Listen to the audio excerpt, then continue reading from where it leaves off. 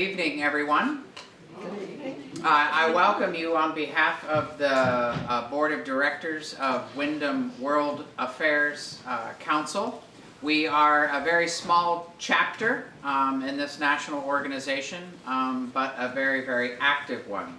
And I'm so glad that all of you have come out this evening for this presentation. My name is Scott Cooper, and I'm on the board of Windham World Affairs Council, and I'm happy to welcome you to this venue. For many years, Windham World Affairs Council has met in this space, but as we have expanded a lot of our programming, we meet quite frequently at 118 Elliott Street and also at the library. And all of them are wonderful and fantastic venues in their own right. But welcome to this reunion here at Center Church in our parlor. Center Congregational Church, ever since I've been the minister here, and many, many, many years before, when Margot was in the leadership, and Jennifer has long been in the leadership, and also Milt has been in the leadership. Center Congregational Church has always been a really good, enthusiastic partner with Windham World Affairs Council. So thank you all for being here. I hope you feel welcome and enjoy our presentation, our lecture this evening. Thank you. Thanks, Scott. So good evening, and thanks for coming to tonight's presentation. I'm Meryl Sobner. I'm a board member of the Windham World Affairs Council. Before we introduce our speaker, I'd just like to take a minute to say something about our council. It's founded in 1961 as a forum for discussing world affairs. We're as Scott said, we're the smallest yet very active member of the National World Affairs Councils of America, an independent, nonpartisan organization dedicated to engaging the public and leading global voices to better understand our world, America's international role, and the policy choices that impact our daily lives and future. We at the Windham World Affairs Council are convinced it's our civic duty in a democracy to better understand the world beyond our national and continental boundaries, and we aim to bring the world to Windham County. We're committed to making our speakers and events free and accessible to all, and we rely entirely on the support of the public, you, to do that. Support is derived primarily from our membership dues and the donations that we receive at these events. If this is your first event, or if you've been attending many of our events, we encourage you to join as a member to get to know our interesting and active group of international thinkers. We have free student memberships. Individuals are $35 a year, and family memberships are $50 a year. And you can join online via our website, windhamworldaffairscouncil.org, or come talk with a board member after the presentation. And so the board members here today are myself and Scott and Claire in the back, and Susan Avery, our administrative director, or Susan Healy, sorry. And your membership also supports our youth outreach and mentoring programs, particularly Peace Jam at the Brattleboro Union High School, which we started a few years ago with board member Jody Williams, herself a Nobel Peace Laureate for her work on the landmines ban and a native of Brattleboro. And a perk of membership is inclusion in our monthly Friends and Members Salon, where we meet at 118 Elliott in Brattleboro to discuss a topic of international concern among members of our community.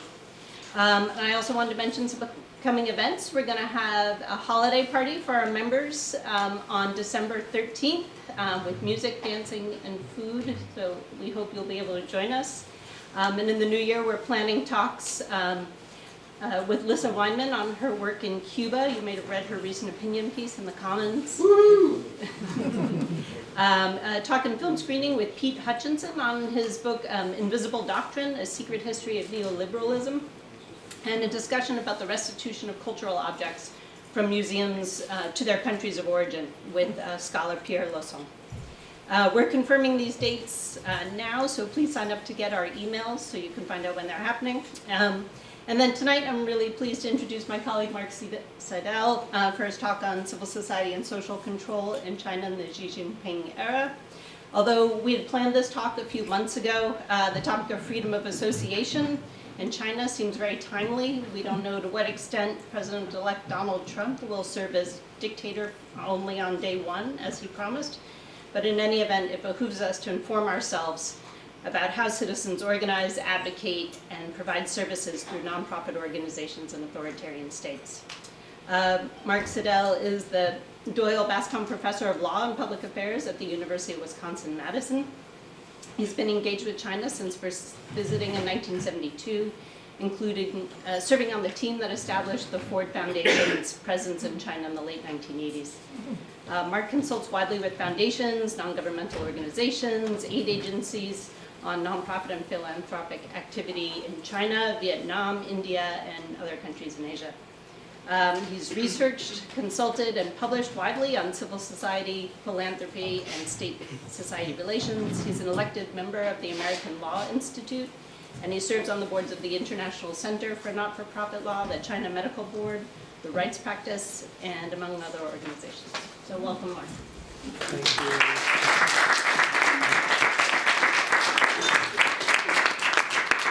Thank you all very much, especially Meryl, who I've been in touch with for many years in our mutual work on philanthropy, and who so kindly arranged for me to come here tonight. Speak a little louder, please. I will. I will. Thank you all very much, especially Meryl, who arranged for me to come here tonight. I will talk about what's happening with civil society, public affairs, nonprofit organizations in China.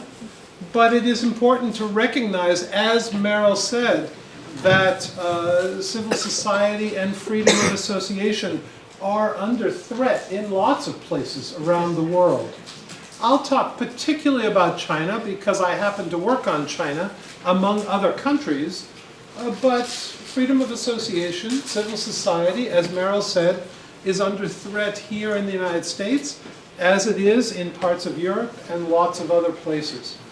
I'll use China to talk about some of these issues, in particular in the Chinese context tonight.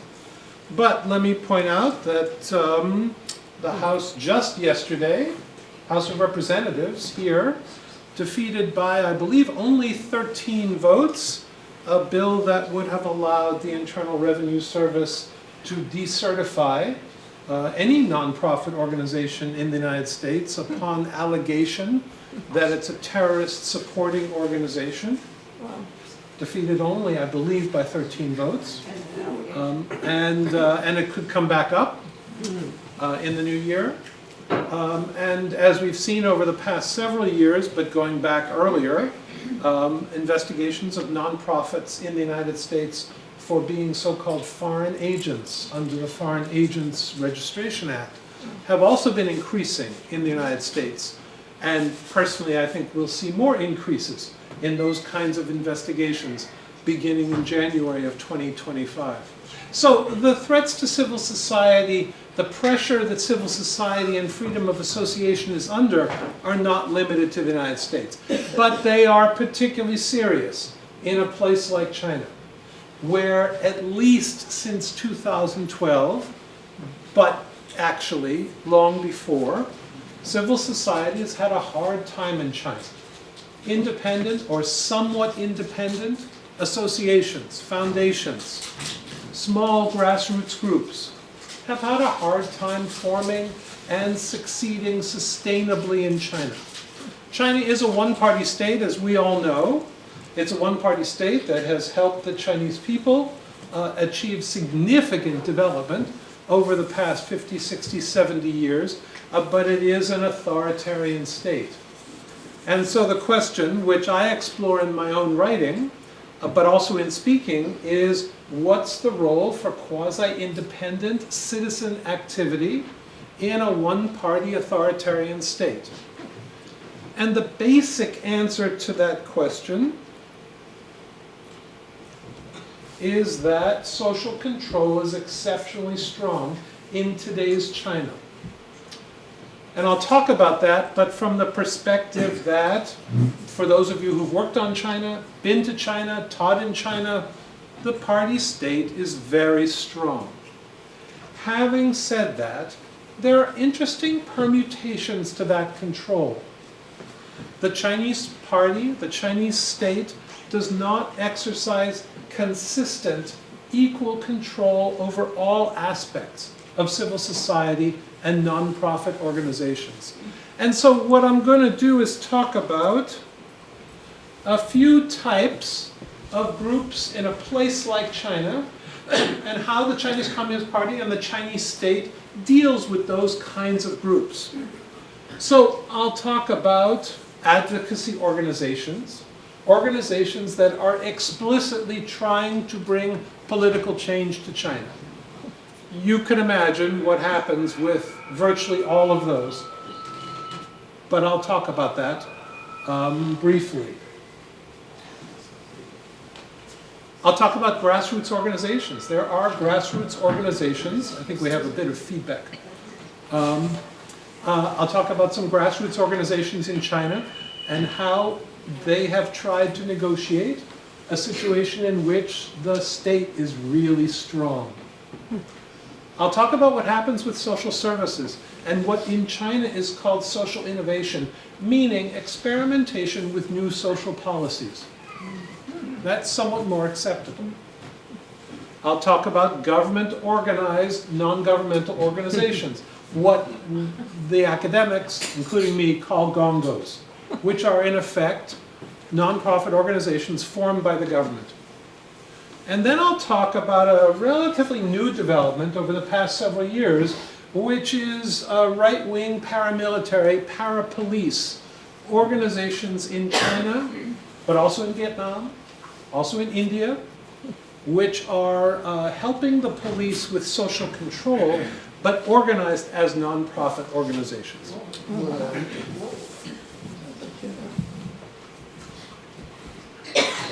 So, the Xi Jinping era in China, which began in 2012, is an era of extensive social control.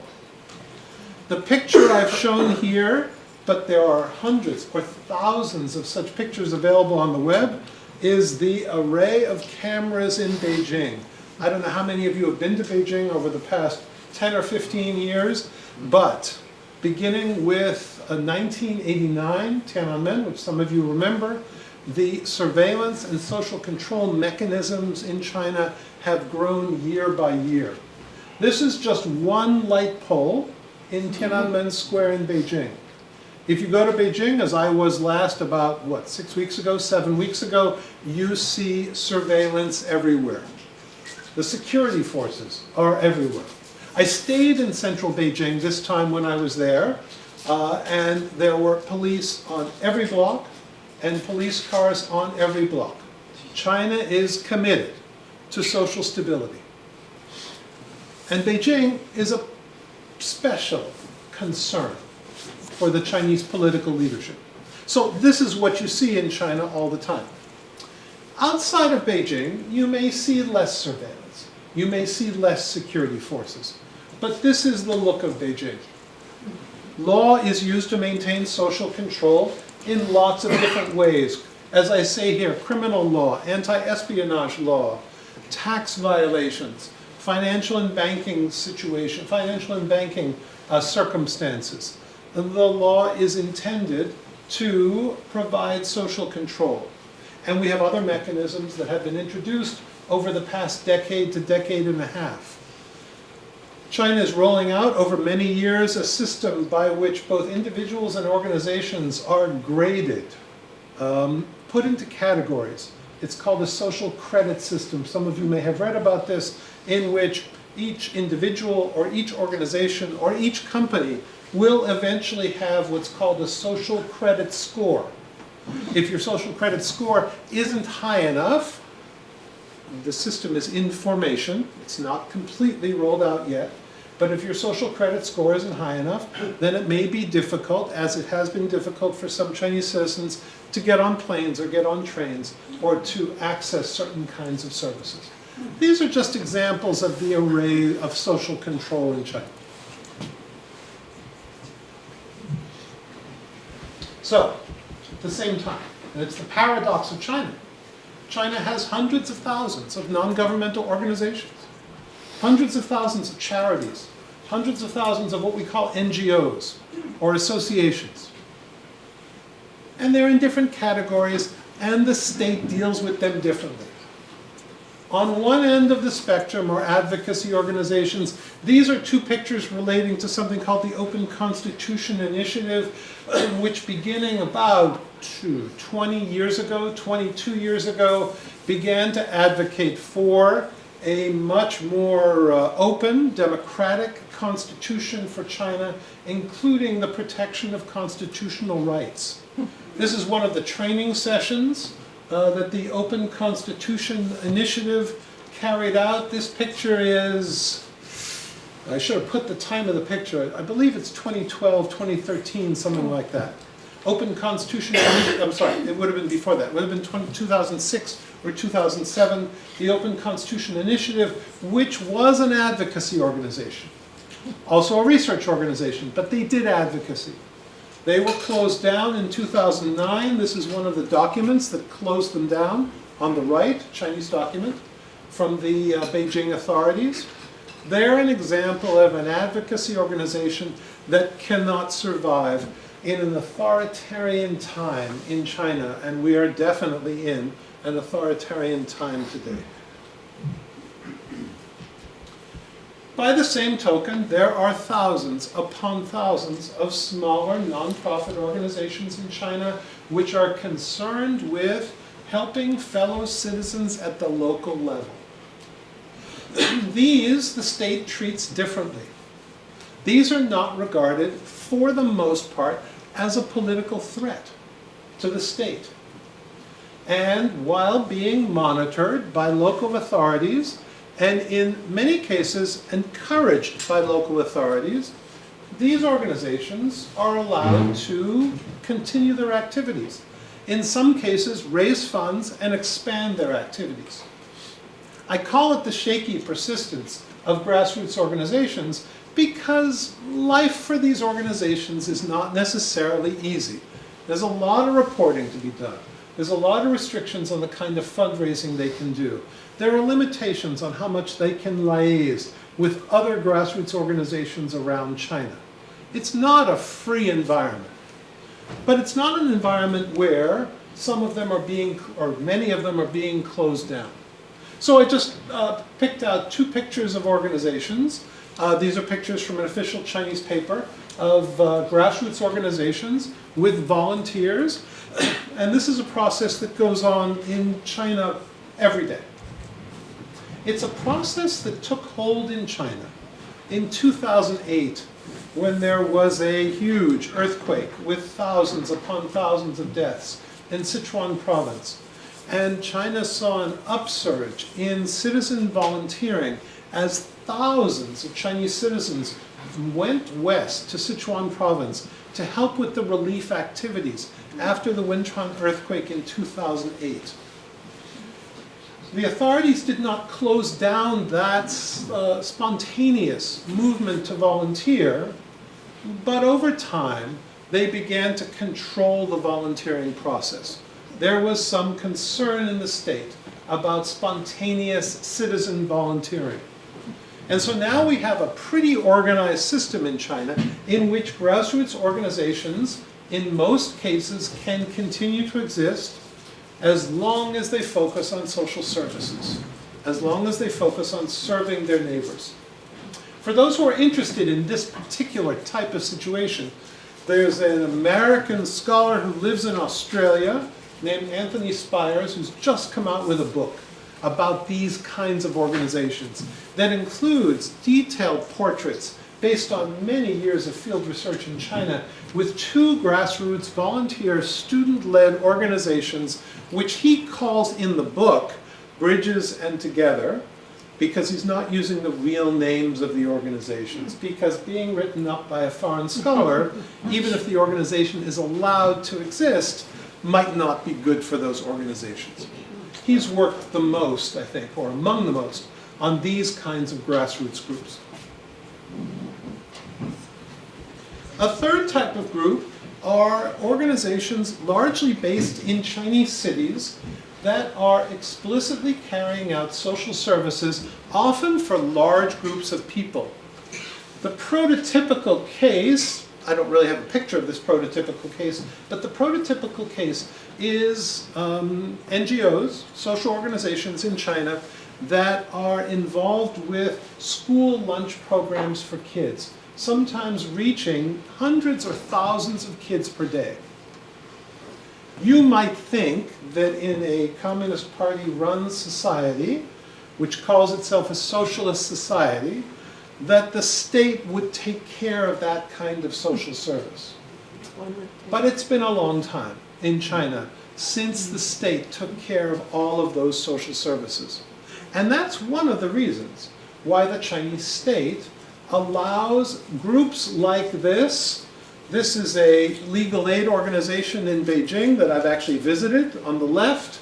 And this is an organization run by students and volunteers on the right that works on social services for kids, including, this is a poster about how kids can avoid dangers on the street and in buildings. Dark stairways, elevators, traffic, things like that. You would think that the state would take care of the kinds of social services that give rise to school lunch programs, things like that. But as I said, that's not fully happening in China. And the state has come to rely on the social service sector, the charitable sector, to carry out a lot of what were formerly state-run activities. It's one of the reasons why the Chinese state allows groups like this doing various kinds of activities to continue their work, to do some fundraising, as long as it doesn't move over into political advocacy vis-a-vis or against the state. Then we have official, non-governmental organizations. That may sound like a contradiction, but China, like Vietnam, like a number of other countries, has NGOs, non-profit organizations, that are in fact formed by the state. This is the official meeting of the Fujian province, which is near Shanghai on the coast, a relatively wealthy province facing Taiwan. This is the official meeting of the Fujian Province Charity Association, the official state non-profit serving the charitable sector, helping raise money, things like that. It is no coincidence that this looks like a Communist Party meeting. This is an official group. It's officially a non-governmental group, but it's an official group. That's why we call it a GONGO, Government Organized Non-Governmental Organization. This is an example of one of these charity associations doing vaccinations during COVID in, I believe that's Beijing. These organizations have problems. These organizations have had a lack of trust from the population. They are often designated as the groups who are authorized to fundraise on behalf of organizations around the country. They have had corruption scandals. This is a famous picture from the Chinese media of someone who was supposedly employed by the Chinese Red Cross, which is a kind of government-organized, non-governmental organization, driving, I believe it was a Lamborghini in Beijing. There's been problems with these official organizations. They are not fully trusted by the population, in part because they're the ones who have been granted legitimacy by the authorities to raise money, and they tend to be fairly large. And then finally, moving across the spectrum, as I mentioned at the beginning, we have seen in the past several years so-called voluntary police. In some places in China, they're called red police. These are two pictures. These would look like police or paramilitary people, but this is actually a non-governmental organization led by the police, reporting to the police, that carries out police activities. There are videos on the web about these organizations patrolling the waterfronts to make sure that kids don't fall in the water. There are videos on the web of these organizations patrolling outside schools to make sure that kids are not hurt as they try to cross the street after school. there is an argument in China. I've had very interesting conversations with people in China about how these voluntary police or so-called red police organizations are actually just another form of social service organization. But they are paramilitary in nature, as you can see from the poster on the left. They are well provisioned by security authorities, which have very wide budgetary authority in China, and they are growing around China. Retirement ages traditionally in China have been relatively low, and in some cases are getting even lower to encourage employment of younger people. And as a result, there are many, many older people in China who have retired, not necessarily voluntarily, at a relatively young age in life, 55, 58, 60 years old, and are often more than willing to carry out social service activities like this, of a para-police nature. Anyway, you see this across China. Someone I have worked with in New York has done a wonderful piece about this. I can send the link to Meryl for anyone who's interested, about these so-called para-police. They sometimes use the term vigilante organizations. That's a very loaded term in English. This group on the right, I want to make sure I don't run across any wires, uses the term for, in effect, voluntary police. But they themselves, somewhat unfortunately, have translated that term voluntary police into the term vigilante, which has a very particular and negative meaning, at least for us in the United States. So you'll sometimes see that term. I'm not using that term particularly, but some who have written about this phenomenon have used the vigilante term because sometimes the Chinese use that term as well. Anyway, these are para-police organized as non-governmental organizations. So that's a range. And it's a range that sort of belies the total control that we think is being exercised by the Communist Party and the Chinese state. Which is not to say that China does not exercise extraordinary levels of authority and social control over all of China, over the Chinese population. It does. But it's differentiated controls.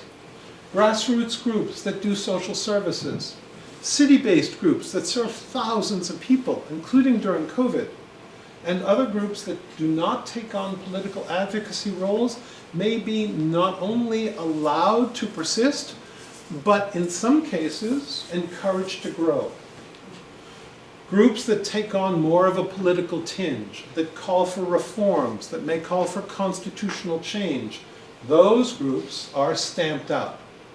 I should have mentioned that the leader of the Open Constitution Initiative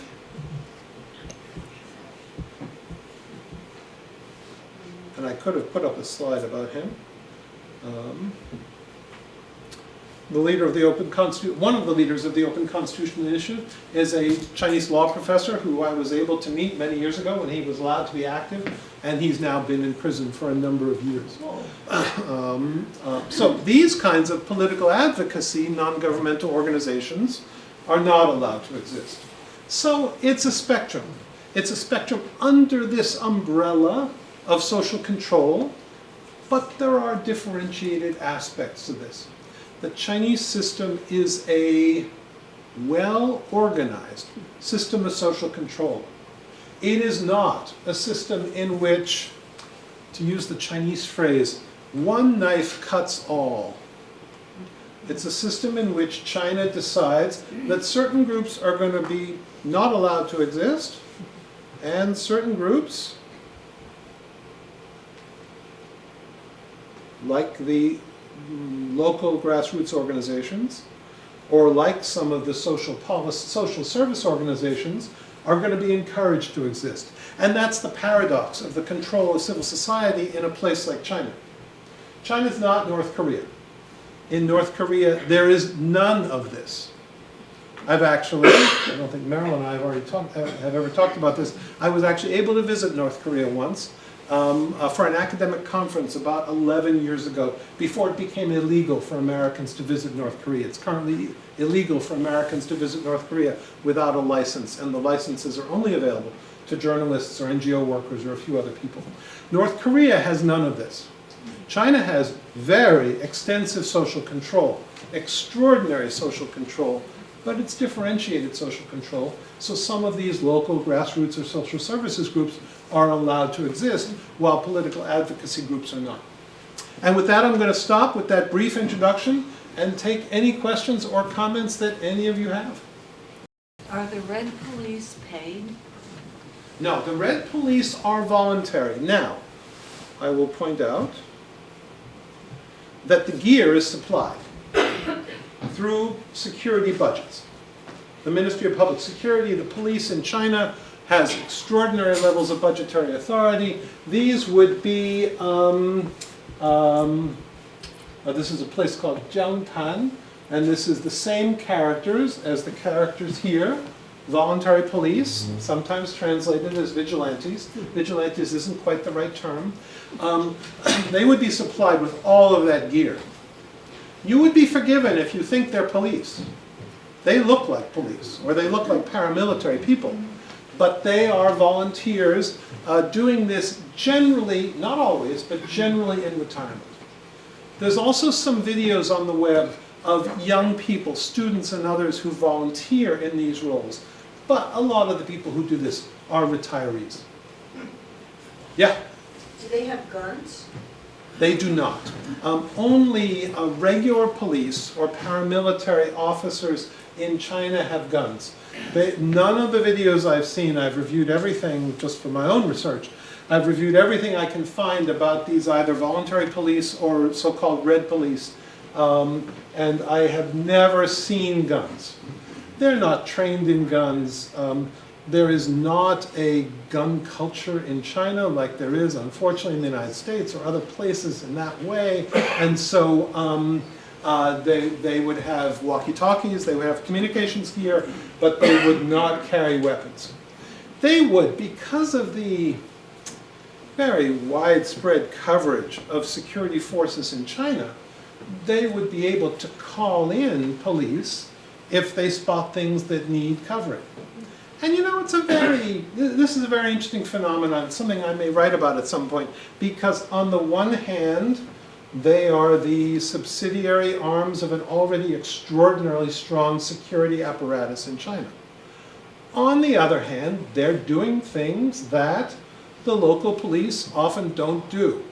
There's a very actually poignant video online, again I can send the link to Meryl for anyone who wants to see it, of the voluntary police in a certain Chinese city patrolling the waterways, patrolling the rivers, including relatively deserted areas, and, you know, telling kids not to go near the water.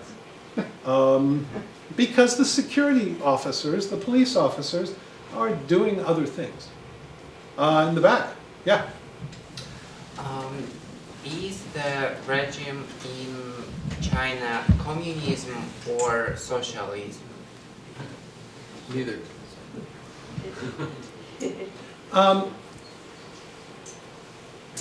China calls it not communism.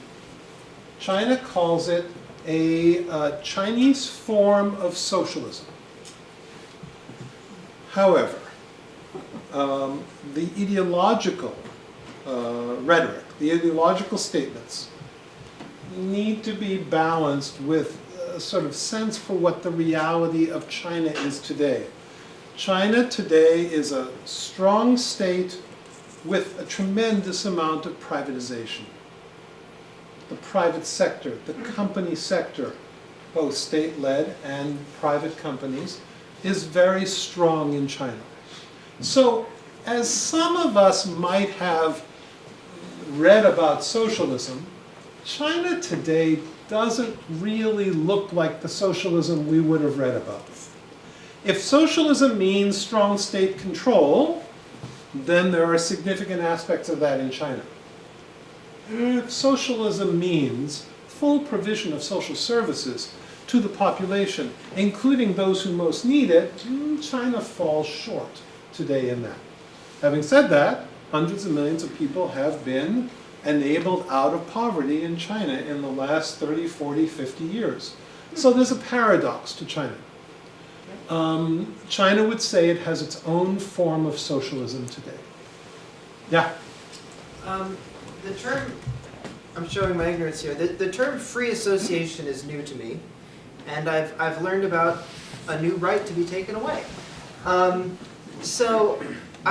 At the very beginning you were talking about the small local organizations, and you said there's paperwork involved in having these things. So if I were to put myself in the mindset of a society with this government and these expectations, let's say I meet with a group of friends on a regular basis, we play board games. And we don't have a name, but we meet regularly, we coordinate with each other for scheduling.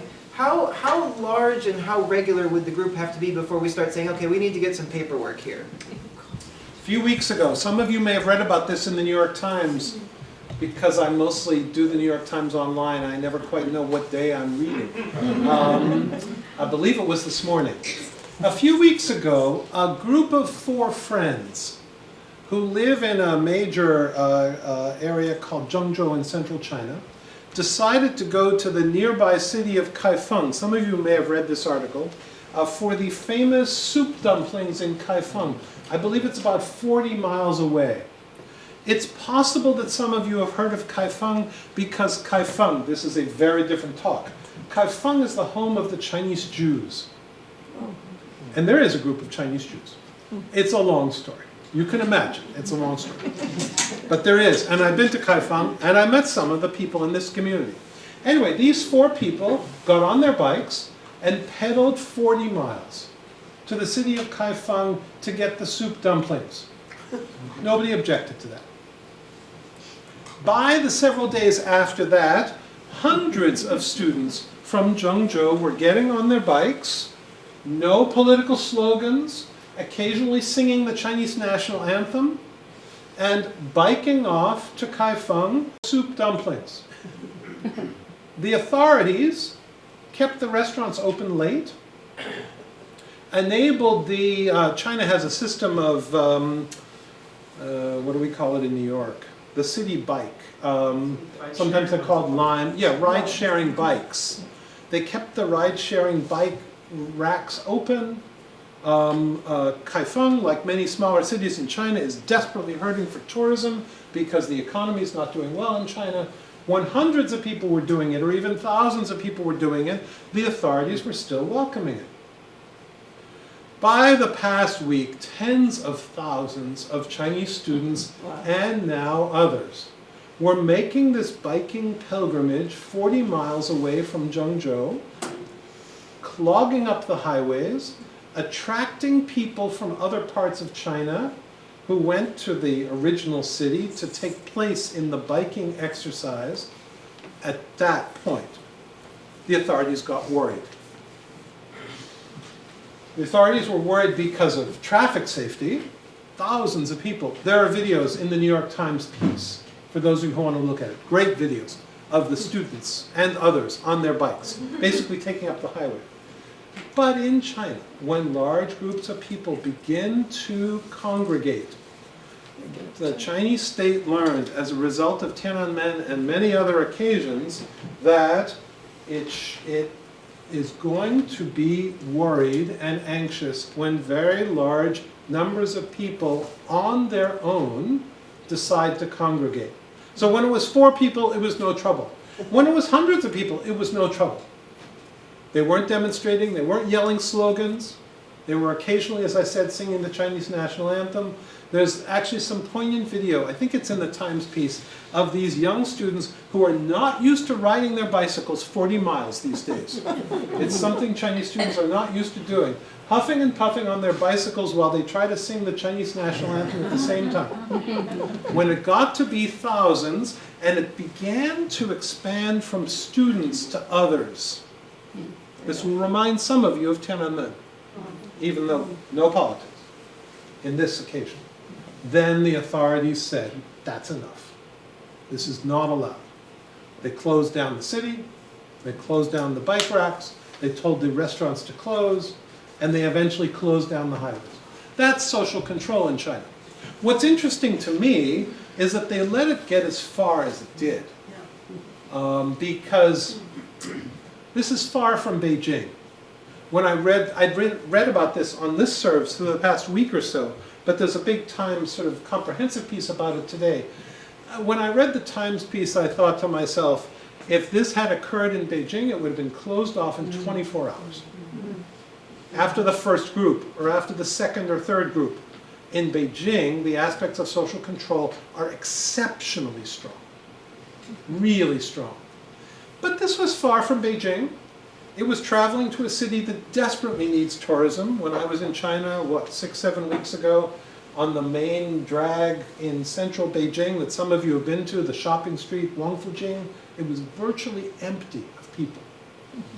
There's almost no foreign tourism, and there's very little domestic tourism because of the economic situation. So for the local authorities, having these students travel around eating dumplings was a good thing. If it had been Beijing, it would have been closed off much earlier. Yeah? Who's allowed to travel outside the country? You know, over time, meaning over 30 or 40 years, that has, with fits and starts, with ups and downs, that has expanded considerably. When I first lived in China, which is at the end of the 1970s, it was very difficult to get a passport. And if you got a passport, you could then travel abroad, but it was difficult to get a passport. Then, over several decades, it became much easier to get a passport and therefore to travel. Having said that, there are some more controls on people traveling abroad in the past 10 years. There are some people who get to the border and as a result of their intellectual or political activities are informed that they can't leave the country. Tourism from China abroad to Asia and beyond is way down as a result of COVID and even after COVID. So we do see fewer people leaving China, and the ones who are leaving China for the most part are going to Asia around China. It's why if you spend time in Boston or New York or other places, you see fewer Chinese students, fewer Chinese tourists in Boston, New York, Philadelphia, etc. than you used to. So there are still some controls on leaving China. Those are political or criminal controls, but the controls were much heavier back in the 1970s coming out of the Cultural Revolution, when the system of issuing passports to ordinary Chinese citizens was a very new system, and they were initially pretty parsimonious about who they gave the passports to. These, over the ensuing decades, it became much easier. There are certain groups, again, as I said, either political or understandably criminal, that are not allowed to leave China. There are some increases on restrictions on government officials, especially government officials with confidential information, who are not allowed to leave China, things like that. So you'll hear about that. The other side of this, which I should mention, and it's a primary reason why our government, the US government, has what's called a Travel Advisory 3 on China, which is a pretty high level of travel advisory. Most countries in the world are at the 1 level or the 2 level. But China's at the 3 level. And China's at the 3 level for 2 primary reasons. One is that China holds several Americans in prison who are regarded by the United States government as being unjustly detained. That's actually a legal term. There's some dispute between the human rights community and the Biden administration about how many people should be on that list, but there's been about 3 people on that list, one of whom was recently released by the Chinese in exchange for a Chinese person held in the US, and interestingly, neither government has said who the Chinese person is. More importantly, there are over 100 American citizens in China who are not allowed to leave China as a result of what we call exit bans. Meaning they get to the airport, they have a ticket, and the young Chinese customs or immigration staff with the computers, look at them and say very politely, you may not leave. And sometimes the American knows why they're not allowed to leave China, and sometimes the American will say, why can't I leave? And the standard response is, you know why. Which is a sort of chilling thing to hear, especially if you don't really know why. A number of these cases, and there are now over 100 of these cases in China, a number of these cases are as a result of commercial disputes in China. Commercial disputes between Chinese companies and foreign counterparts, between Chinese companies and Chinese companies where an American citizen happens to be employed by one of the parties in dispute, and one party or the other has gone to the government or has gone to the Chinese court system and said that person should not be allowed to leave China until the commercial dispute is resolved. As a result, as I said, there's over 100 Americans now under these kinds of exit bans in China. Most of them are American citizens of Chinese origin who've been involved in trade or investment or other kinds of economic activities in China. That's a primary reason why our travel advisory on China is at a relatively high level, level 3. There are parents of American students who would like to go to China for summer programs or for year-long programs or semester programs. There are parents of American students who, when they see that China has a travel advisory at the level 3, which is pretty high, are understandably worried about their kids going off to China. Students traveling in China, students studying in China, as long as they're not stupid, are not a significant problem. We do not see exit bans on American students in China. We do not see American students in China unless they're very stupid, usually involving drugs. We do not see them being arrested by the Chinese authorities. But a travel advisory 3, Syria, Iran is at 4, China's at 3. 80 is 4. What's that? 80 is 4 now. Haiti's 4, and that would be for a variety of security and political reasons. Most places are 2 or 1. So a number of American universities have asked the US government to consider reducing the travel advisory to China from 3 to 2 to enable more Americans to go to China. And of course, China would very much like the US travel advisory to be lowered from 3 to 2 so that more Americans come back to China.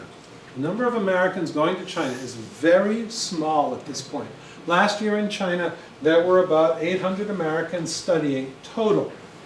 Before COVID, in 2015, 2016, there was something like 18,000 Americans studying in China. The US-China relations, as I think most of you know, are not in a good place. And that's sort of an understatement. And they're not showing signs of getting much better, as you know from watching the news. So China wants Americans to come back. The US government has no objection to American students going. And so US diplomats will say to my group and to many other groups, look, students can come. The travel advisory is that high because of exit bans on other people, because of few people for missionary or other work who are unjustly imprisoned in China. But students are not the problem. Anyway, yeah?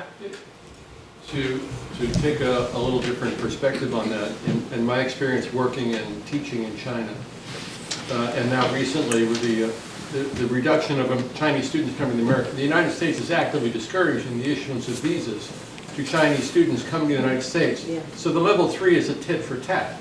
You make it hard for us, we'll make it hard for you. It's absolutely the case. And before COVID, there were over 300,000 Chinese students at American universities, which were offsetting the population bust in American students, and the number of universities who are really suffering from the lack of those students who are, for the most part, full-paying, non-tuition students.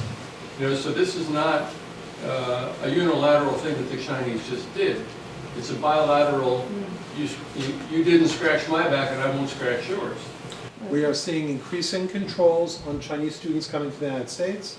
We are seeing visa denials for students coming to the United States higher than they were before COVID. We are seeing in some cases, usually not students, we are seeing secondary processing at the US border that involves Chinese academics or Chinese officials being taken aside, sometimes for many hours of questioning about who they intend to see in the United States. The restrictions on contact engagement between the US and China, exactly as you say, go in two directions. At my university, University of Wisconsin-Madison, there were thousands of Chinese students before COVID.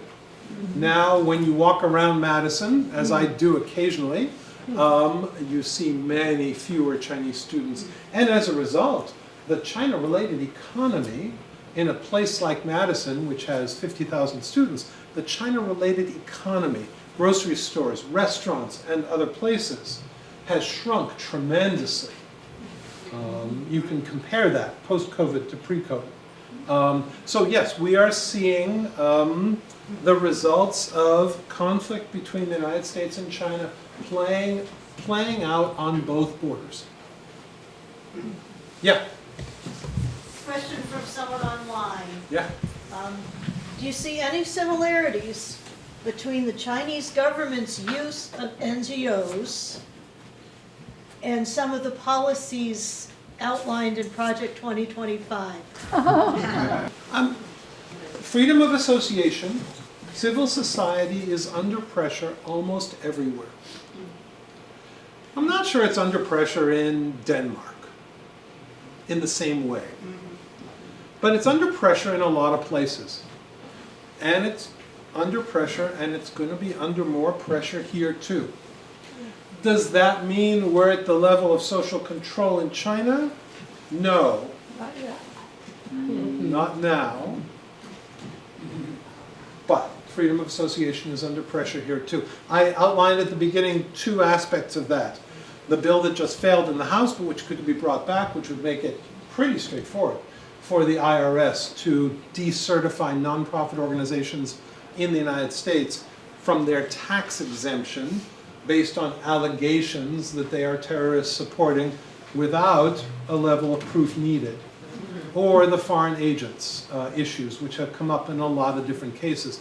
But there are other pressures on freedom of association in the United States too. Some of you may be aware of the wide array of anti-protest regulations and laws that have been passed at the state level across the United States over the past, let's call it 8 years roughly. An organization that I do a lot of work with, so I put them in the title here, the International Center for Not-for-Profit Law, which Meryl and others know, has done a lot of work to quantify these restrictions on civil society in the United States. So while I don't analogize between the United States and China, I do think that we are seeing freedom of association, nonprofit activity, especially nonprofit advocacy activity, under pressure in lots of different places. Don't know if you heard that Matt Gaetz is now the new Attorney General. Yeah. He's nominated. He's not, well, I'm thinking just put it right there. I did see that. Well, And I will say that a number of the organizations out there that work with China or that favor engagement between the United States and China and that are trying to bring, for example, students back and forth or exchanges in culture, exchanges in arts, exchanges in health and medicine, are very worried about what's going to happen beginning in the next couple months. And because the levers that are available for our government, as well as for China, to close off that engagement are very strong levers. Right? And so it's, we don't know exactly what's going to happen, but if the next administration decides to go ahead with what they're talking about in terms of retaliation against China in various forms, we could conceivably see even less engagement with China, citizen engagement, people-to-people engagement, student engagement. We could see less even than we're seeing now, and right now it's at a pretty low level. 800 students in China last year, approximately half of them were on one campus, NYU Shanghai. Approximately 400 to 450 of those 800 students were at one place, which I visited on my most recent trip to China. It's a great place. But you can't have a full relationship with a country when there's only 800 Americans going and 400 to 500 of those are going to one place. It doesn't work. Yeah. In the 1800s, what was the reason for the huge influx of Chinese people to the United States? There's a long history there, and it's a long history of the need to depart China for economic and other reasons, the desire to come to the United States, significant prejudice against Chinese coming to the United States, including the exclusion acts in the United States. But there has, over time, been various kinds of incentives, impetus for Chinese to want to come to the United States, and in some cases to develop a life here and bring relatives and things like that. That began in the 1800s, as you're saying. It began with the railroads, and it began with mining and other forms of industry, including situations in which, I think you all know this, Chinese immigrants who were coming to the United States for labor had very, very difficult lives with tremendous numbers of deaths and injuries, as well as not being able to attain citizenship in the United States. That situation changed in the 20th century, and as a result, Chinese immigration to the United States did increase significantly, but it does ebb and flow. And we're in a tough time now, there's no doubt. Yeah? You started, on your first slide, you had the photo of the telephone pole with all the cameras on it. And that struck me as like a totally different attitude towards surveillance, not because of the number of cameras, but because in the United States, if you're in an urban area, it's been well studied that almost certainly you're being surveilled. Everywhere that you are on at least one camera, but it's not out in the open. That telephone pole looks like it was made to be as visible as possible. So my question is, first, how much of this, the social control effort goes into visibility? And second, do the Chinese people like it? Does it make them feel safe? The visibility is a significant part of the system. The cameras are completely visible. The censorship system over the Chinese rough equivalent to Facebook or Twitter is relatively open. Things disappear from that. Political discussions disappear from that. It's quite clear that it's the state that's doing that. So the visibility is an important part of the social control system. The second question is a more complicated and a really interesting question. I have Chinese friends who think that the system of social control in China keeps crime down and enables them to have peaceful lives. Because I've been going to China for a very long time, since the Cultural Revolution, since 1972. I have seen Chinese friends sort of move into older generations. And some of them, including some of them who've been Communist Party members for a very long time and who are critical of some aspects of the Chinese political situation, will say, look, because of these measures, social control in China has kept society peaceful, and I understand that that dampens political and advocacy activity, which we may have supported in our professional lives, but I have no fundamental trouble with that. I've had good Chinese friends say that to me. That's the contradiction of social control mechanisms, that they do control societies, and at the same time, they're often supported. So I think that is occurring. I had other people, yeah? I had a question early on, which was when you say all these organizations raise money to do their work. And I wonder, where do they get the money from? Does the government contribute at all? Are there any philanthropic organizations that support them, or are they all going around to their neighbors and say, give me 5 pennies or something? All of the above. First of all, there's now a significant system in China of the government making contractual or grant payments to some of the grassroots or social services organizations, like the groups that I talked about, who do things like school lunches. The government may have gotten out of some of that business directly, but they are often subsidizing or funding charitable groups who do that instead of the government doing that. This will sound familiar to you because we see this in a lot of places around the world.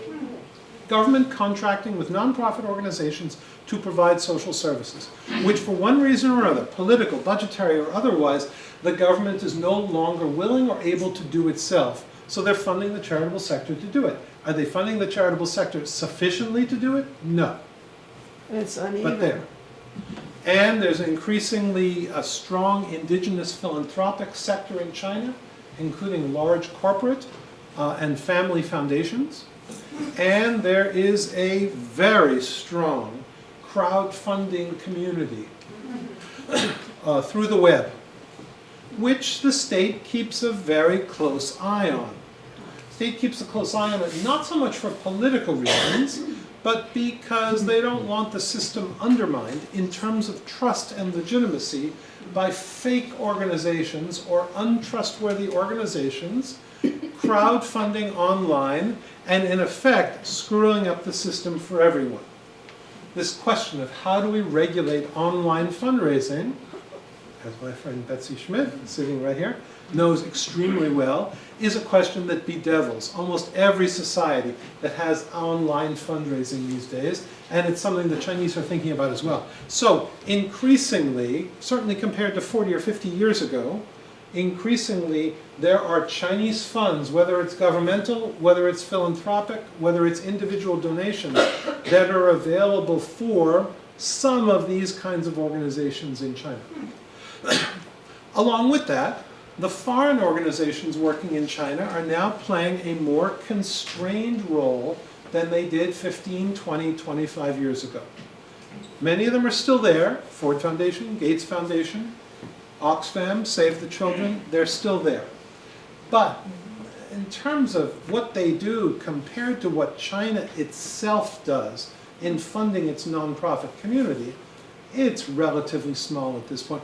I'll give an example. When I was in the office that started the Ford Foundation's activities in China in the late 80s, we were doing grant making in China that was, call it roughly $5 million a year.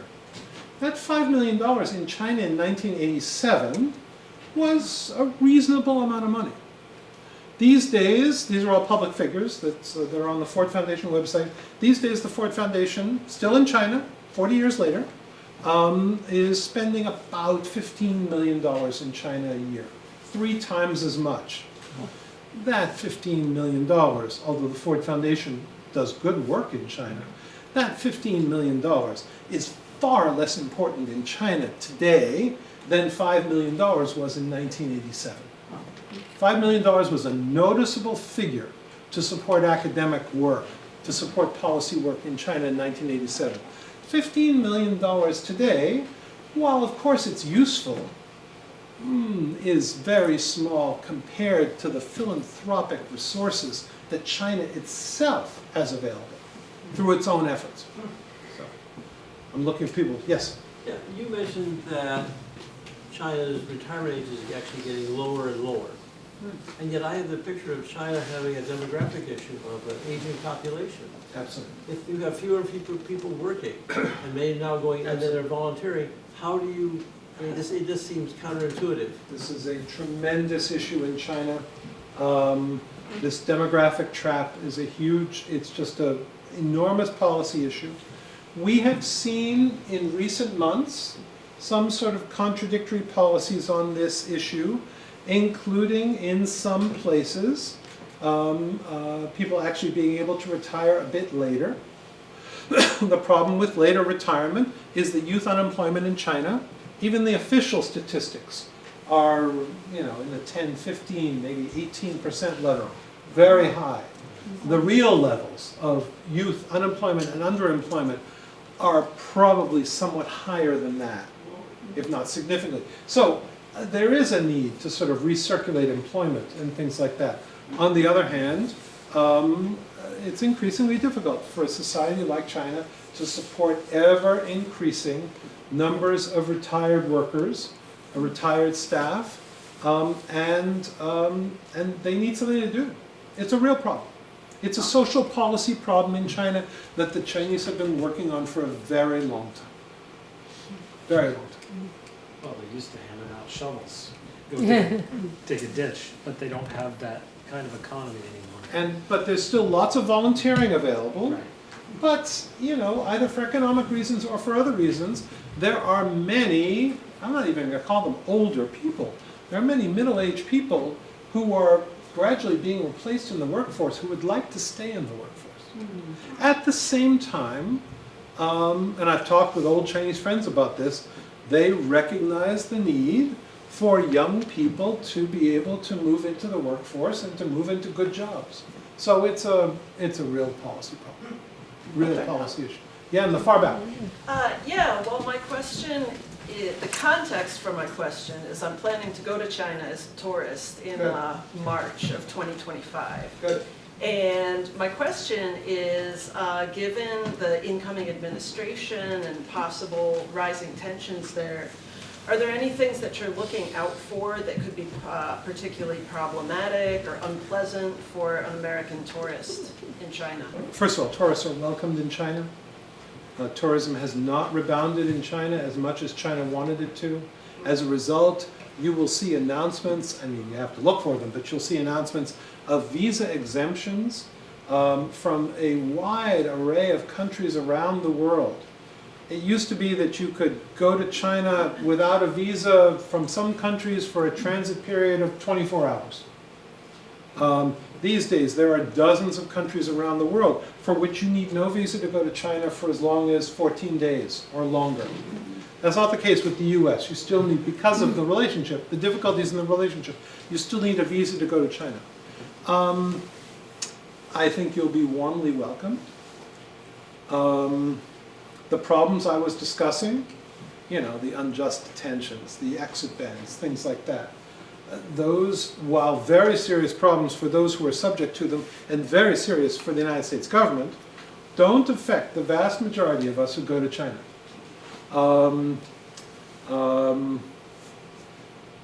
You'll find, unless the situation changes dramatically between now and March, which I don't think it's going to, you'll find tourist places in Beijing and Shanghai that would have been crammed with people 10 years ago, both Chinese and foreign tourists. Whether it's the Great Wall or Tiananmen Square or other Forbidden City, you'll find them relatively empty today. So, you know, I mean, people know not to do things that are against Chinese law. You know, obviously, people use common sense. They don't carry things that other people ask them to carry.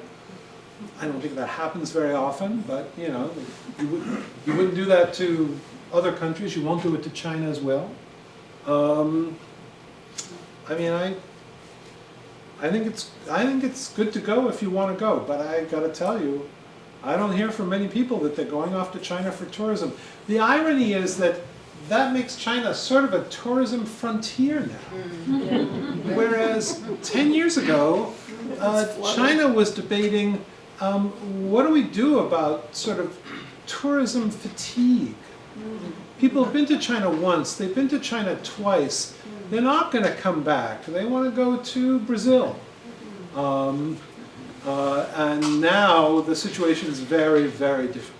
If you are related to someone who is on an exit ban from China, you're not? Nope. Then you probably should rethink going. If you are related to someone, I know you're not, who is unjustly detained in China as defined by the US State Department, then you should perhaps rethink going to China. But those are, well, very serious and often really tragic cases, some of which involve young people, family members who can't leave China because of the exit bans.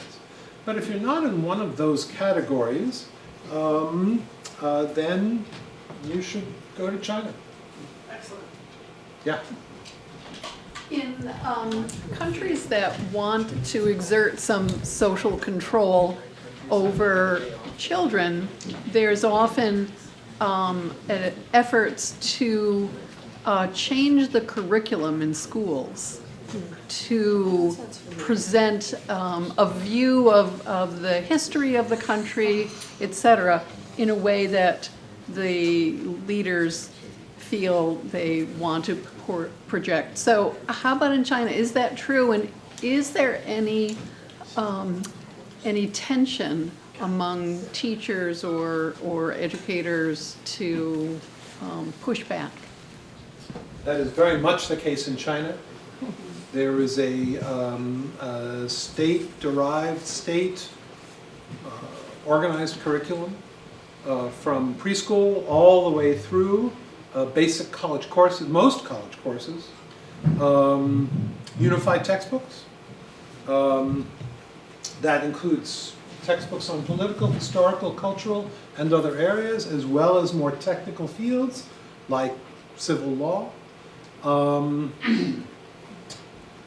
At the higher levels, at the university level, for example in law, which happens to be what I know the best, you will have law professors who teach from those unified textbooks, but are able to say much more in class. That doesn't mean they're doing political advocacy. They're taking the basic texts, and especially at really good universities, they're saying much more in detail. They're giving more interpretations. That's happening far less, as you would expect, at the primary school or the junior high school or the high school level. Now, the hardest part of your question is, what if you disagree? You can't go into a Chinese classroom at the primary, junior high, high school, or at least basic college level, or most college levels, and say, what this says about Chinese history is wrong. What this says about Xinjiang is wrong.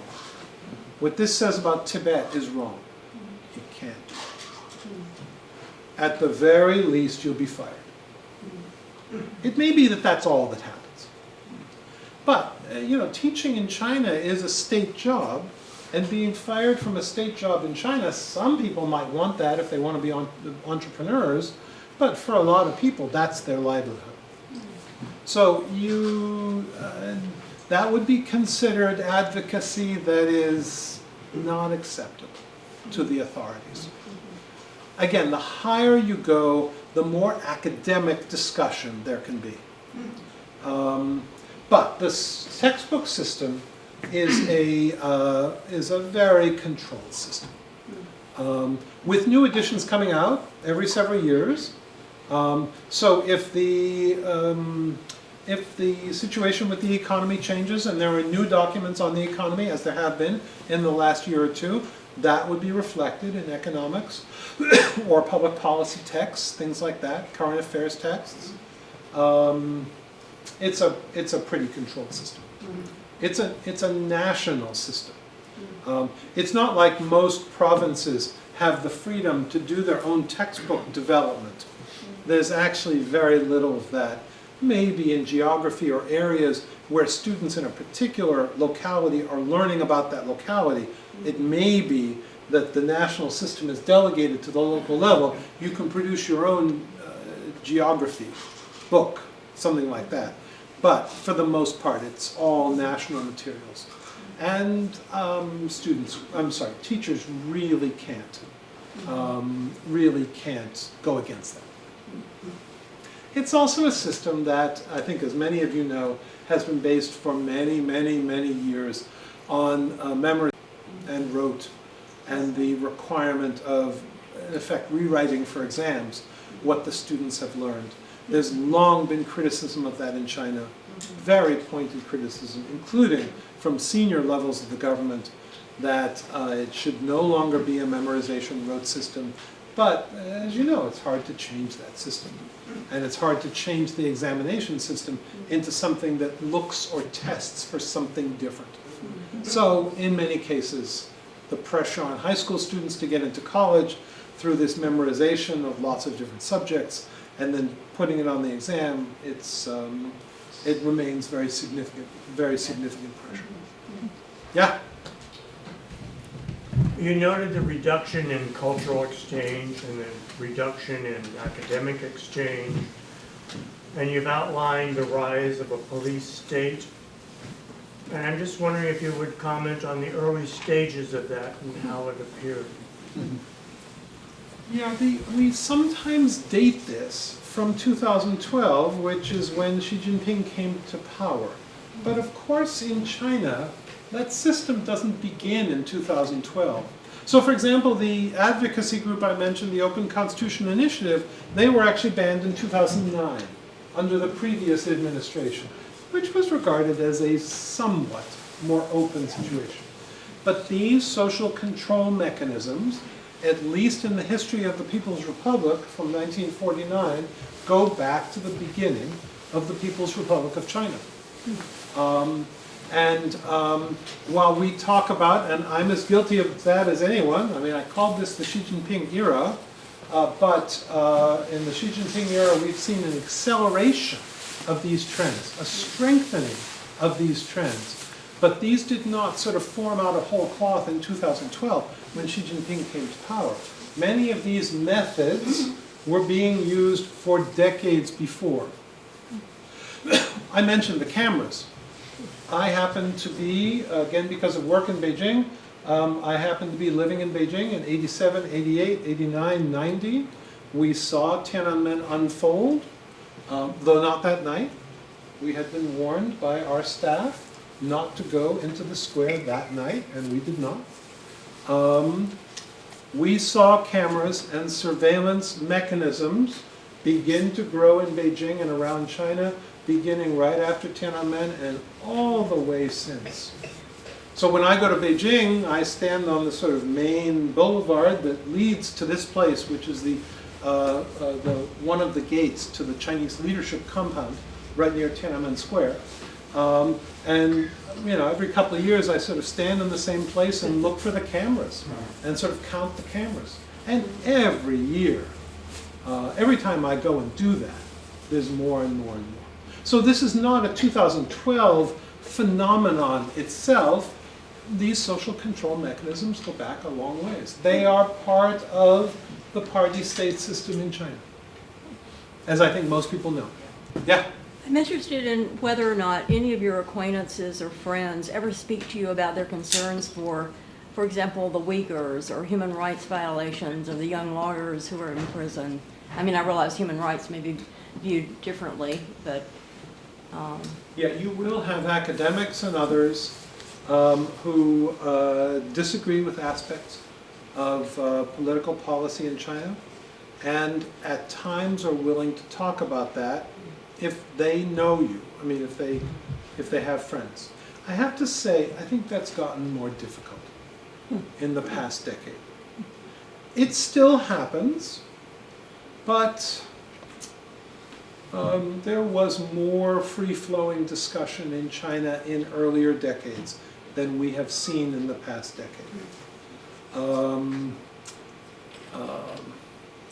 You know, in part that's because when people have been friends a long time, they tend to have an idea, sort of how they think about things. So sometimes it doesn't need to be fully explicated, especially when it might be a little dangerous to say it. So I think there's somewhat less discussion between Chinese and their foreign friends. The other thing to mention, but everyone knows this, is that for 4 years there was virtually no contact. Maybe 3 years. Basically, foreigners stopped going to China in February and March of 2020, and only really began going back to China in small numbers in 2023. And so there was virtually no contact, direct contact in that 3 years. I've now started going back. Other people I know have started going back. But in the meantime, the only way you stayed in touch with Chinese people you knew was through something called WeChat. Some of you are familiar with WeChat. It's sort of rough. I mean, it's not really Facebook, but it's, you know, something like that. But of course, that's a fully monitored service in China. And so you would express sympathy for what they were going through in COVID, or they would express sympathy here.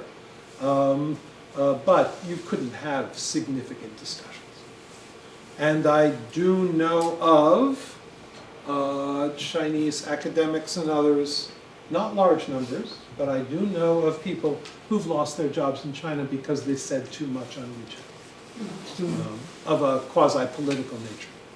So I do think people will still express opinions to close friends, but I think there's less of that in the past, and I think some of it's, frankly, a little more dangerous in this era than it used to be.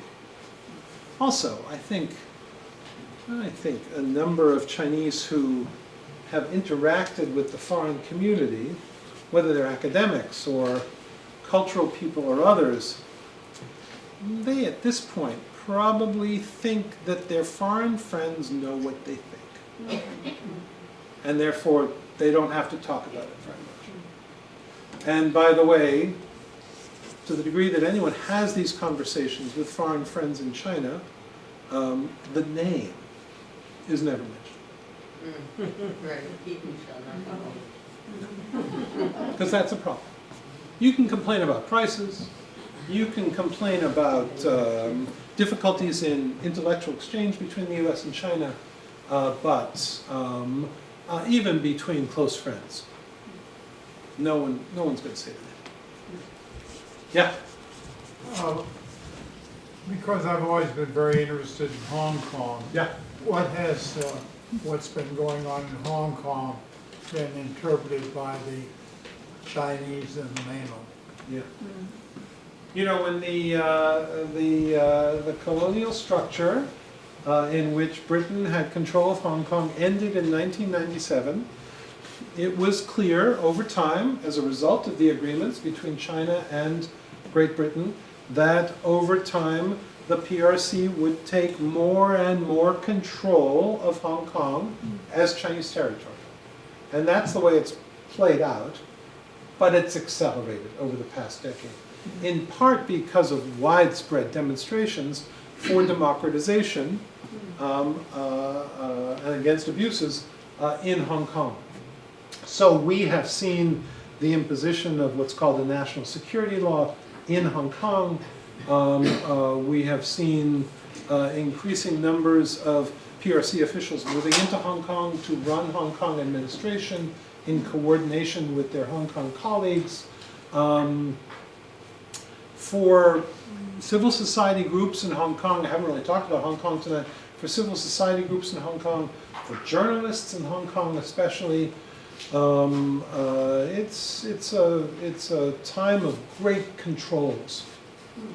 The one arena in which there is still some, at times, room to do some work is some parts of the academic arena in Hong Kong.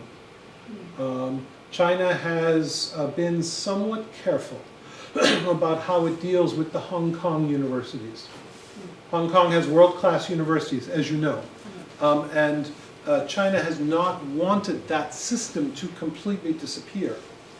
As a result, while in the Hong Kong universities you cannot directly criticize the Chinese part of your state, and you cannot call for political changes to the Chinese rule over Hong Kong. If you don't do some of those things, but engage in your normal academic work, a lot of that is still possible in the academic arena. But there are red lines. There are real boundaries. And academics in Hong Kong know where those boundaries are. So we see people in the academic sphere moving out of Hong Kong, but we also see, because academic jobs are very competitive, we also see people moving to Hong Kong. I've had friends move to Hong Kong who I would not have imagined would want to move to Hong Kong under current circumstances in Hong Kong, but they think that there's enough of an umbrella, and Hong Kong, for those who've been to Hong Kong, has always been a fascinating place to be, and they're, in some cases, willing to go. But the general situation in Hong Kong, as it has come under faster and faster PRC control as a result of political unrest in Hong Kong, going back to the umbrella movement in about 2013, Hong Kong is also a pretty controlled place at this point. And at least when I was there on the same trip, about 7 weeks ago, like Beijing, it felt like a pretty empty place. But that has to do with in part with the economic conditions. Yeah, far back. What is using, in addition to WeChat, what does using the internet look like in China? Is there Extraordinarily widespread. If you go online and take a look at these bike riders by the thousands, moving between one city and the smaller city that was eventually shut down, they're all holding their phones. They're all doing things on their phones. It's extraordinarily widespread, but under strict controls. You do searches for things in China, the results will not show up. Not everything. You do searches for Taylor Swift, it's going to show up. You do searches for June 4th, 1989, that's not going to show up. So the controls, the technical, political controls are very strong. They're also somewhat inconsistent. I have to say, this time when I was in Beijing, sitting in the hotel lobby, the New York Times is supposedly banned in China, but I could access the New York Times from my phone, US phone, this phone, all the time. So sometimes things are inconsistent. Sometimes places where foreigners congregate have less controls on them. The net is slightly weaker or slightly more porous. So the internet is extraordinarily widely used in China, but it's also under real controls. Real controls. Yeah?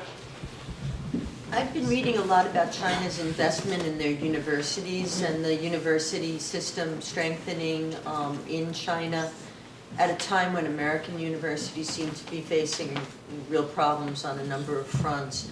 And I'm just wondering what your take is on basically what's happening in Chinese universities, and if they are attracting a lot of the kind of international students that maybe used to come more into the United States. Well, first of all, there's been very high levels of Chinese state investment in Chinese higher education over the past 30, 35 years. As a result, Chinese universities, if you've gone to a Chinese university in 1985 and go back to a Chinese university today, they are virtually unrecognizable in terms of the conditions, in terms of the buildings, in terms of the laboratories, in terms of the apartment buildings for faculty and staff, etc. Extraordinary levels of investment to try to bring Chinese higher education to a level that is needed for China and to compete with the rest of the world. The price for that, the bargain as it were, is we will support your research, we will support your study. You do not use university campuses to advocate for political change in China. That's the red line. But if you're doing cutting-edge work in chemistry, Chinese universities are going to support that work. If you can show that you can publish in Nature or Science or one of the specialized journals, you will be richly rewarded in China. Promotions, etc. China wants its higher education and research sector to be world-class, but without civil society attached. That's where Tiananmen began, of course, was in universities in Beijing, coming out of universities in Beijing. And in effect, that's the bargain, that's the imposed bargain, which is we're going to invest like probably no other country in the world in our higher education and research enterprise, especially STEM, but universities will not be a source of political agitation and political advocacy. And are they attracting more international students as a No, result? but, and we see, for various reasons, economic and other, we see many Chinese students who used to want to go abroad who are now going to Chinese universities as they've gotten better and better. We're not seeing, especially in the wake of COVID, we're not seeing significant numbers of international students come back to China. Now, China has a long history of scholarship availability, especially to students from Africa and some students from Latin America and Southeast Asia, and some of that continues. But we're seeing fewer students. Xi Jinping has set a target to have 50,000 American students and others, but young Americans, study or go to China over the next 5 years. That target, not just a target, it's a mandate. That target in China, 50,000 young Americans coming to China for summer programs, for 2-week programs, for year-long programs, that target is considered in China to be extremely difficult to attain. That means 10,000 Americans per year. That would be roughly 60% of the level before before COVID. And that is considered extremely hard to get to. I mean, the barriers have gone back up. And so we're seeing fewer people go. So for people who want to go to China and don't fit within one of those small groups that I was talking about, then in general, I think you'll have a good experience in China. Yeah. Could you describe the current situation in Macau, and are they subject to the same social controls? They are. China treats Hong Kong, Macau, and sort of Taiwan as sort of, a group of Chinese territories, parts of China. Macau and Hong Kong are more similar because they both came out of being governed by foreign states, United Kingdom and Portugal, and at roughly the same time. I have academic friends who moved to Macau to do academic work, to teach, and to do research. If I had to characterize it, I would say that the situation in Macau may seem slightly more relaxed than the situation in Hong Kong. Would that likely be due to the huge infusion of currency coming into their gambling? I mean, the primary industry may be one reason for that. Another reason for that is that I think China doesn't perceive Macau as being as dangerous for state security as the demonstrations have been in Hong Kong. Hong Kong is perceived to be a more agitated place than Macau. They did not have, according to what I remember, they did not have the kind of demonstrations that characterized the umbrella movement in China. That is not the Chinese government, I would say. My iPhone does that all the time, and it's not China, I promise you. You mentioned that there's a very different, or somewhat different, security tone between Beijing and other cities. I've heard from frequent Chinese travelers that there is a really different security tone between the cities and the rural areas, to the extent, forget about being surveilled, it's practically the Wild West. There's almost too many people to economically govern, give social services to, protect from crime, those sorts of things. Is there some truth to that? Yeah, there is. Certainly in terms of state-imposed social control mechanisms, everything is heightened over the past decade, and everything was heightened during COVID, and some of that has remained in place. Access to some areas, things like that, have remained in place. But Beijing is considered the most sensitive place, and therefore the social controls, like here, and that's the most sensitive place in China. The entrance to the leadership compound just west of Tiananmen Square in Beijing. So the social controls are at their highest in China. When we took the high-speed train from Beijing to Shanghai, so about 7 weeks ago, a very impressive train. Got to Shanghai in about 4 hours, 15 minutes. And Shanghai, there's also, very strong police presence, things like that, but it doesn't feel like Beijing. And then you move off into the countryside. There are social control mechanisms, security forces throughout China, police and others throughout China, but I think at times the authorities are less worried about movements starting from more rural areas where there are fewer people and maybe fewer numbers of students and intellectuals and others. So you may see somewhat less of it in the countryside. Now things can gather very quickly. Probably some of you will now go look at this New York Times article, I think it was this morning, it's online, about the bike riders from one city to the other. Took about a week until they decided that the benefits of the tourism and the enthusiasm were outweighed by the danger of lack of social control with thousands of people on the highways with their bikes. But then they can mobilize very quickly. And there is no part of China where social control forces cannot mobilize very quickly. The security, public security, police, and other forces work down to the neighborhood, village level throughout China. But there are going to be some places, like Beijing, where everyone just feels it more. Yeah? The situation that you're describing, the level of civil society control that you're describing, are you anticipating that this is a very stable system and 10, 15 years from now it's likely to be much the same, modifying as it needs to, but that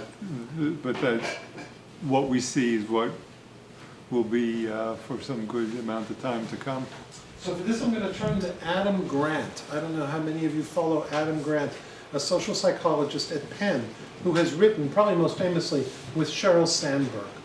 And Adam Grant has a op-ed piece in the Times, this again online, so it's probably 48 hours ago, in which he says, we think we know what's going to happen in the United States over the next 4 years, and we don't.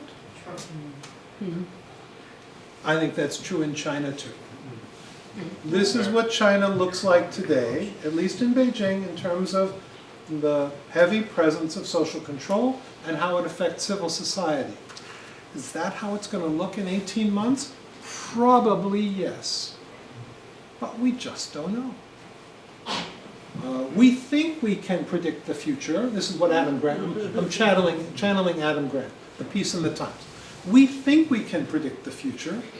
We're upset about the recent past, and therefore we think we can predict a dark future, but we really don't know. And certainly me and I think many others who work on China really would not hazard guesses about what China is going to look like, not even talking about 18 months, but 5 years, 10 years, 15 years from now. It's just impossible to know. If I had to guess, I would guess that in the coming years, it's going to look like social control. But there's times in China that things changed. 1975, 1976, when Zhou Enlai died and then Mao died, and things changed. That was not predicted in China, and it was not predicted outside of China. I won't talk specifically about Tiananmen in this context, but I don't think there's a lot of prediction that Tiananmen was going to occur.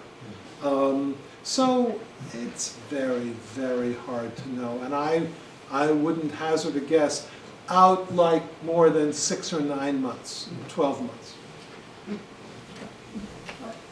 One more? You want to do one more? I was going to say this has been such a fascinating conversation. We're already over time, but if you guys have patience One more, for then one more. In the general population,